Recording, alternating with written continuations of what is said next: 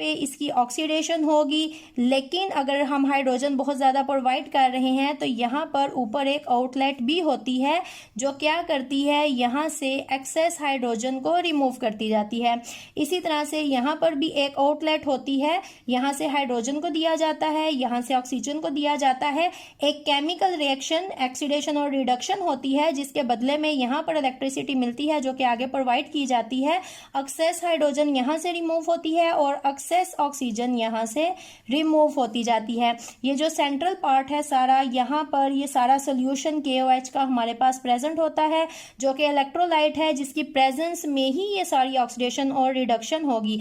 अगर यहाँ पर इलेक्ट्रोलाइट नहीं होगा तो हमारे पास ये जो प्रोसेस है रिडॉक्स, ये हमारे पास नहीं होगा। तो ये हमारे पास आ जाती है एक डायग्राम, जो एक फ्यूल सेल की हमारे पास डायग्राम है। हाइड्रोजन और ऑक्सीजन प्रोवाइड करेंगे, ये सारा इलेक्ट्रोलाइट प्रेजेंट है। यहाँ पर ऑक्सीडेशन होनी है तो ये एनोड है, यहाँ पर रिडक्शन होनी है तो ये कैथोड है। ये हो गई हमारी डायग्राम। अब सेकेंड जो थर्ड हमारे पास पॉइंट आ जाता है, दैट इज केमिकल इक्वेशंस। तो हमें पता चल गया ऑक्सीडेशन किसकी है, रिडक्शन किसकी है, तो हम इजीली लिख सकते हैं इनकी इक्वेशंस। तो पहले हम लिखेंगे एट एनोड,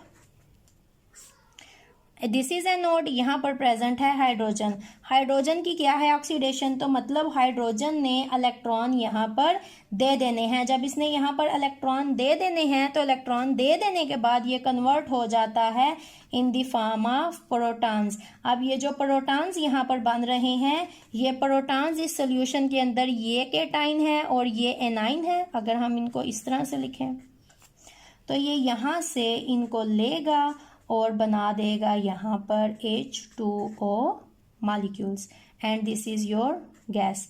अब आ जाते हैं एट कैथोड। कैथोड पे हमारे पास क्या होगा, रिडक्शन होगी। यहाँ पर है हमारे पास ऑक्सीजन, ऑक्सीजन ने यहाँ से ले लेने हैं इलेक्ट्रॉन्स, लेने के बाद कन्वर्ट हो जाना है O नेगेटिव। अगर आप इक्वेशन को बैलेंस करना चाहते हो तो आप इस तरह से इक्वेशन को बैलेंस कर सकते हो। नाउ एट दिस स्टेज अब ये दो दो लगा के बताना तो इज क्वाइट चाइल्डिश, ये आप खुद से कर सकते हो, बट ओके। दो हैं तो ये दो हो गए, ये दो हो गए, ये दो, और यहाँ पर बन गया आपके पास वाटर के मॉलिक्यूल्स। बैलेंस करना चाहें तो ये आपके पास इस तरह से आ जाएंगे। यहाँ पर है आपके पास ऑक्सीजन गैस, ये यहाँ से इलेक्ट्रॉन लेती है और O नेगेटिव के अंदर कन्वर्ट होना शुरू हो जाती है। ये जो O नेगेटिव है, यहाँ पर प्रेजेंट जो आपके पास हैं वाटर मॉलिक्यूल्स, उनके साथ ये अटैच होती है और यहाँ पर बनाती जाती है हाइड्रोक्सल्स। इस तरह से अगर ये हाइड्रोक्सल ये सारे कंज्यूम कर लेगा तो इलेक्ट्रोलाइट तो खत्म हो जाएगा, लेकिन यहाँ पर हाइड्रोक्सल दोबारा से बनते जाते हैं। वाटर मॉलिक्यूल अब यहाँ पर जो हमारे पास बन रहे हैं, जो कंज्यूम हो रहे हैं, उनके नंबर में बहुत ज़्यादा फर्क होता है। और ये जो वाटर मॉलिक्यूल, ये सारा काम बहुत ज़्यादा हाई टेम्परेचर पे होता है, और ये जो वाटर मॉलिक्यूल बनते हैं ये यहाँ से स्टीम की फॉर्म में निकलते जाते हैं और उस स्टीम को कंडेंस किया जाता है, कूल किया जाता है, ठंडा करके दोबारा से वाटर मॉलिक्यूल्स के अंदर कन्वर्ट किया जाता है। तो अगर मैं इसका लिखती हूँ ओवरऑल रिएक्शन, तो ओवरऑल रिएक्शन हमारे पास होता है इस तरह से, H2 gas plus O2 gas goes to H2O और इलेक्ट्रोलाइट है हमारे पास KO जो हाइड्रोक्सल प्रोवाइड करता है, लेकिन ये हाइड्रोक्सल दोबारा से भी हमारे पास बनते जाते हैं, अदरवाइज इलेक्ट्रोलाइट खत्म हो जाएगा तो ये रिएक्शन हमारे पास नहीं होगा। Actually this is a galvanic cell, तो एनोड पे नेगेटिव और कैथोड पे पॉजिटिव चार्ज आएगा।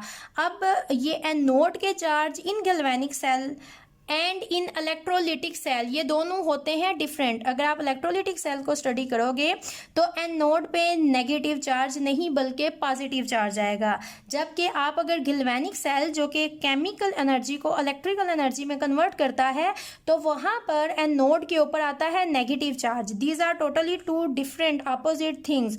तो ये आपने मुझे बताना है कि किस तरह से आपके पास दोनों सेल्स में चार्जेस डिफरेंट होते हैं ऑन बोथ इलेक्ट्रोड्स। तो ये जूम क्लास में कल मैं आपसे पूछूंगी और आप मुझे इसका आंसर दोगे। तो अब ये हो गई आपके पास इसकी केमिकल इक्वेशन। अब हमारे पास आ जाता है लास्ट जो कि हैं इसके advantages. Point is actually your process. Number 4 पे आपने सारे प्रोसेस को इन वर्डिंग बताना है, ये जो यहाँ पर सारा कुछ हुआ है। तो 5th पॉइंट आपके पास इसके डिसएडवांटेजेस नहीं हैं, बल्कि फ्यूल सेल के बहुत ही ज़्यादा एडवांटेजेस हैं।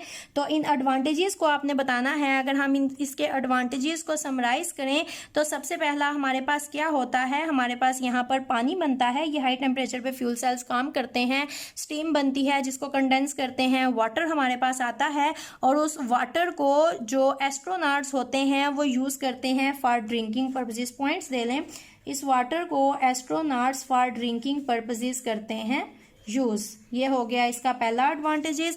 अगर सेकंड पे आए तो सेकंड हमारे पास क्या होता है, ये जो फ्यूल सेल है जो यहाँ पर मैंने एक बनाया है, ये सीरीज में कनेक्ट किए जाते हैं काफ़ी ज़्यादा, और ये क्या करते हैं, एनर्जी प्रोवाइड करते हैं in kilowatts. That is it second important point. उसके बाद थर्ड हमारे पास क्या होता है, थर्ड हमारे पास ये आता है कि एक तो ये हमें इलेक्ट्रिसिटी प्रोवाइड कर रहे हैं, उसके साथ साथ ये हमें प्रोवाइड करते हैं प्योर वाटर जिसको यूज़ किया जाता है।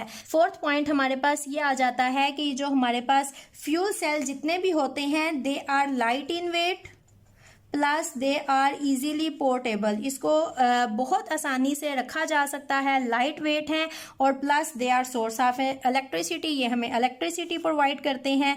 और नंबर 5th हमारे पास इसका ये आ जाता है, टोटल प्रोडक्ट जो हमारे पास बन रहा है that is water.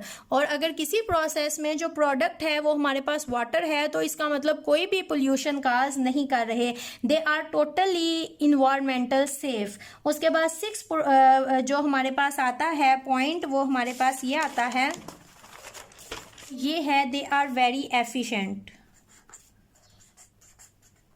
Very efficient किस लिहाज से हैं कि यहाँ पर जो हम अपना फ्यूल यूज़ कर रहे हैं which is hydrogen gas and oxygen gas, ये जो हमारा फ्यूल है ऑलमोस्ट 70% ये फ्यूल को कन्वर्ट कर देते हैं इनटू वाटर जो कि हमारा प्रोडक्ट है। तो ये है इसकी एफिशिएंसी। यहाँ पर ये सारे हमारे पास आ जाते हैं इसके एडवांटेजेस। प्लस अगर हम एग्जांपल लेते हैं, ये जो मैंने यहाँ पर डिस्कस किया है हाइड्रोजन और ऑक्सीजन, ये एक एग्जांपल थी फ्यूल सेल की। सिर्फ फ्यूल सेल में जो रिएक्टेंट्स हैं वो हाइड्रोजन और ऑक्सीजन नहीं होते, इसके अलावा और भी बहुत से फ्यूल सेल्स हैं जो यूज़ किए जाते हैं। जैसे यहाँ पर हम ऐड कर लेते हैं 3 सिंपल एग्जांपल 2 and 3।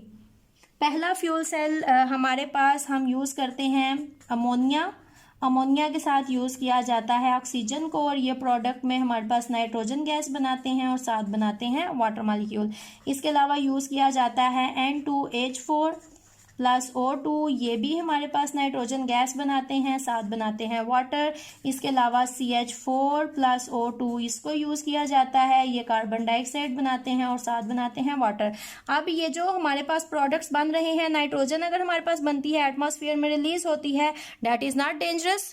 इन्वायरमेंट में नाइट्रोजन का होना टोटली सेफ है हमारे पास। अगर हम रिएक्टेंट में फ्यूल के तौर पे यूज़ कर सकते हैं, मीथेन करते हैं, तो वहाँ पर भी हमारे पास कार्बन डाइऑक्साइड बनती है which is also good for plants. तो यहाँ पर फ्यूल सेल्स जो हम डिफरेंट यूज़ करते हैं विद डिफरेंट रिएक्टेंट्स, जो प्रोडक्ट्स हमारे पास बनते हैं they are quite safe and usable.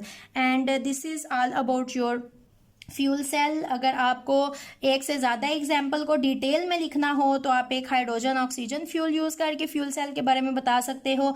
Ammonia और ऑक्सीजन का वो H4 का बता सकते हो, या CH4, जिसको भी चाहो आप कोई सा भी फ्यूल सेल लेके आपने डिटेल में डिस्कस कर लेना है। ये जो ऑक्सीजन है इसकी होनी है रिडक्शन, ये जो बाकी आपके पास रिएक्टेंट्स हैं इनकी होनी है ऑक्सीडेशन, और यहाँ से इलेक्ट्रॉन जाएंगे, ये इलेक्ट्रॉन को गेन करेंगे, ये हाइड्रोक्सिल बनाएंगे, और ये जो हाइड्रोजन्स हैं ये मिलकर बना देंगे वाटर मॉलिक्यूल्स। तो ये आपके पास आ जाता है फ्यूल सेल।